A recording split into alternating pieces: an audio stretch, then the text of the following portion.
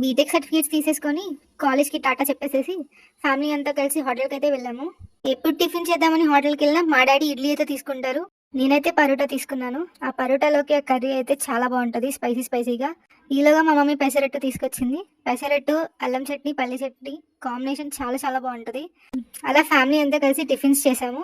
పంచపక్ష పర్వణాలు ఉన్న మా చెల్లికి ముక్క లేకపోతే సాటిస్ఫై అవుతుందన్నమాట. సరే అని ఒక చికెన్ ఫ్రైడ్ రైస్ అయితే తీసుకున్నాము. ఈ ఐటెం ఆ ఐటెం అని కాదు కానీ ఎవ్రీ ఐటెం చాలా చాలా బాగుంటుంది ఈ హోటల్లో.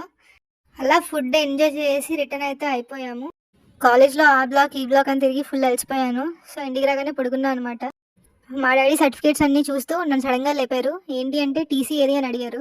అప్పుడు అర్థమైంది అనమాట నేను టీసీ మర్చిపోయాను అని. ఇంకేం చేస్తాం, నెక్స్ట్ డే పొద్దున్నే లేచి కాలేజ్కి అయితే వెళ్ళి మళ్ళీ టీసీ తీసుకొని ఇంకా రిటర్న్ అయిపోయాం అనమాట. మనిషి నాకు మర్చిపోవడం సహజం. సో మీరు కూడా ఇలాంటిది ఏదో ఒక ఇంపార్టెంట్ థింగ్ మర్చిపోయి ఉంటారు కదా, కమెంట్ అయితే చేసేయండి. Thank you for watching.